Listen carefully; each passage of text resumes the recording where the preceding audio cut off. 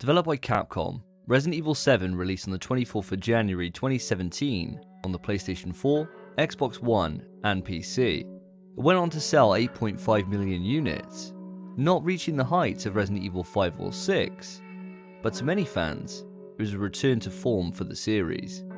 Now, to give a bit of background going into this, Resident Evil 7 was first shown at E3 2016. My excitement for Resident Evil was at an all-time low. I had soured on Resident Evil 6 by this point, and choosing not to experience Revelations or Revelations 2, my last experience of the franchise was Operation Raccoon City. Poor bastard. That all changed with E3 2016. The initial trailer stoked a flame which I thought had long extinguished, and it was then set ablaze with the beginning hour demo, which launched the same date. I was scared shitless. Capcom assured the fans it was a return to roots for the franchise, and I was sold. I played this game to death upon release, achieving the Platinum Trophy, which is something I've only done with a couple of Resident Evil titles, and it comfortably slipped into one of my favourite entries in the series. It's been 4 years since I last experienced the game, and after playing all these entries back to back, does it still have the same shine that it used to? During the course of this review, I'll explain what I loved, what I hated, and ultimately, if it holds up. Now, if you're enjoying my content, then put a like on the video and subscribe. It all helps me find a larger audience and grow the channel. But that's enough of that. As always, I'm going to split this review into plot, gameplay, and presentation. And I will warn you, there will be spoilers. So if you haven't experienced the game before, go and play it. Or not. That's up to you. Now let's dive in.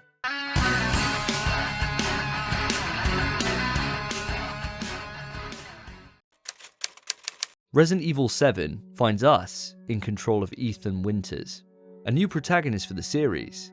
His wife, Mia, went missing 3 years ago, and out of nowhere she reaches out to share her location, asking Ethan to collect her. Arriving at the Dulvey estate in Louisiana, Ethan enters the house and learns Mia isn't exactly the same as she was before. Now, I will say, Ethan is a much better man than me. If my wife threw me through a wall, came at me with an axe, and then chopped my hand off with a chainsaw, you best believe my reaction would be, consider that a divorce. Instead, Ethan sticks to his marriage vows, spends the entire game trying to find Mia and escape this hellhole of an estate. In the way of this goal is the Baker family, Jack, Marguerite, and Lucas, and a little girl that's at the centre of all of it. The game's plot is straightforward, and weirdly for the series, not as verbose as previous titles. It's scaled back and simple. There's no insane monologues of world domination. It's a family story. On one side, you have Ethan trying to save his family, and on the other, Evelyn, a bioweapon searching to belong in a family unit. Now, unlike other entries, there isn't multiple campaigns. Here, it's a linear story, with one key choice which determines the ending that you receive. And it's a tough choice. Do you save your psycho wife who's tried to kill you multiple times in one day?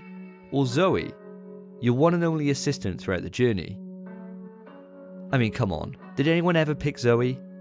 I'm sure it was designed to be a hard choice, but in reality, both of you just go! Bye! I think with actual screen time she may have left a lasting impression, but with only seeing her for one moment just before having the choice to save her, you just don't care about her. Now, throughout the game, and just like other entries in the series, you'll find files which seek to expand on the backstory for the events that unfold during the course of the game. They work exceptionally well to flesh out the Bakers and the events which caused this catastrophe, but you're left wondering if or how this all links to other titles. Until the very end. When he said his name was Redfield, I actually didn't believe it was Chris. They turned our favourite meathead into a soy boy. Seriously, who signed off on this? He looks like that one uncle that you just don't want to leave your kids with. Like someone just hit default on the character creator menu and thought, it'll do. Seriously though, we learn that yes, 7 does take place in the same universe as the rest of the series, but it doesn't explicitly explain how it links together. The ending of the game raises so many questions. What's Blue Umbrella? Who is the organisation behind Evelyn? Where are the BSAA? And how did Ethan reattach his hand and legs with just a dousing of first aid? I guess we'll never know. But going back to the plot itself, I believe its simplicity is a real asset. It gives you time to focus on what matters to our protagonist, and to learn that the real victims here are the bakers themselves. It really worked for me. I was on board throughout and felt a real sadness for Jack. And the twist, my god, that got me on my first playthrough. Seeing the photo of E001 and putting it all together was something I'll never forget. I was blown away. I just wish I could experience that realization again. RE7 seek to bring the franchise back to its survival horror roots, and in my mind, they overwhelmingly achieve this. How? Well, for starters, let's take a look at what I'd class as the core design elements to a survival horror-based Resident Evil. Limited resources, item management, exploration, and choice. Now, if you've seen my previous reviews, you'd know that Resident Evil 1 Remake is my favourite entry in the franchise. The reason for that is the mixture of these disparate elements is distilled to their purest form, with each one complementing the other to create a sense of apprehension as you close the map screen and exit the save room. RE7 is no different. The item box and limited inventory return, having not been present since Code Veronica, their inclusion is so welcome. Couple this with the save room theme, and it creates a sense of safety. You can plan your next move, study the map, identify what you may need to take with you, and what can be left behind, and then venture out into the unknown. Combined with this, of course, is limited resources, forcing you to explore to try and gain any advantage you can, be that ammunition, coins which allow for upgrades, or to solve the puzzles which lead to a bigger arsenal. It's a brilliant gameplay loop, which has been used to great success from 1 all the way through to Code Veronica. RE7 expands on this exploration further by integrating a crafting menu into the action. Crafting has been present in Resident Evil all the way back with Resident Evil 3. It's taken many forms across the series, but here, its inclusion is realised brilliantly. Across the environment you'll find herbs, gunpowder and supplements, all of which can be combined with chem fluid to create whatever you need in a given situation. Gunpowder creates pistol rounds, herbs create first aid kits, and supplements create psychostimulants, which make uncovering items in the environment much easier to find. There are more varieties than just these, but you get my point. Chem fluid is the most important resource in the game, as it gives you the choice to craft what you desperately need. Now, the only downside I have with this system is the separating agent. The purpose of it is to break down an item and separate it into its base parts. So, for example, you have pistol ammo, which you don't need right now. You can combine that with the separating agent to regain the chem fluid, and then use it to create a first aid kit.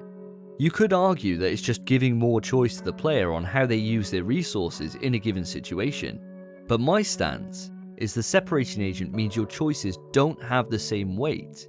You don't have to worry about deciding on which you may need down the line, as you have the ability to reverse course and adapt as your situation changes. Now, the separating agent does come with a price. Using it will only give you back the chem fluid, so you lose the other key component in whatever you break down, but finding these base resources isn't really the issue. They're abundant throughout the game, and so the cost doesn't feel detrimental in any way. Choice is fantastic, but locking down those choices so they have real impact is what makes choice effective. Without that, the system can feel hollow. Now let's talk about the obvious change to the Resident Evil franchise.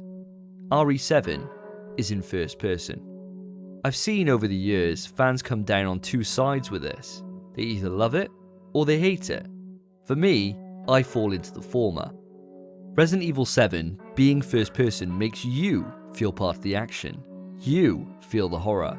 Ethan sinks to the background and you project yourself onto that character. It makes the whole experience feel visceral and much more grotesque than any other entry in the series. Exploring environments and having a limited field of view, coupled with narrow corridors and small rooms filled with set dressing, create a real sense of claustrophobia. Combine this with how the game controls, with your slow movement speed, aim which is never pinpoint accurate, and enemies which close distance impressively fast, and you've got yourself a winning formula. Now don't be fooled, even though the game is first person, it's anything but an FPS. Sticking to combat for the moment, Resident Evil 7 adds in a blocking mechanic, and it's essential. Enemies close distance impressively fast, and due to Ethan's speed being closer to a saunter than a full-on run, you will be going blow for blow with the molded. With a press of L1, Ethan raises his hands in self-defense. You still take the hit, but depending on timing, you can reduce damage considerably. When you get this down, you can basically shrug off attacks, giving yourself a window to retaliate. Now I'm a sucker for a dodge system in Resident Evil, as it helps you to take ownership for when you take damage. You aren't without options in a tough spot. You can push back and survive, if you're good enough. Now this is especially true for Resident Evil 7, as space control isn't always possible, so you will be getting hit, but at least you can limit how bad that hit is. Classic Resident Evil always included menus which pause the action, giving you time to reload weapons from the menu or heal in peace. As the games moved into action, Resident Evil 5 and 6 moved away from this, putting the menus in real time, and the purpose of this, for 5 especially, was to make you feel unsafe no matter where you are. Right. Now in RE7, they decided to keep this, and it's the first time that its inclusion actually does make you feel as intended. Outside of a save room, you ideally don't want to spend much time in the menus. Sure, if you're confident you've killed everything, then by all means, go in, check the map, organise your items, but as soon as you have an enemy in the area, checking it may end up causing your death, and it's when you need to go into the menu to craft some ammo or a heal in a bad situation that this all comes to life. The tension when you know there's an enemy closing space, and you have to make a decision quickly before it catches up to you, is superb.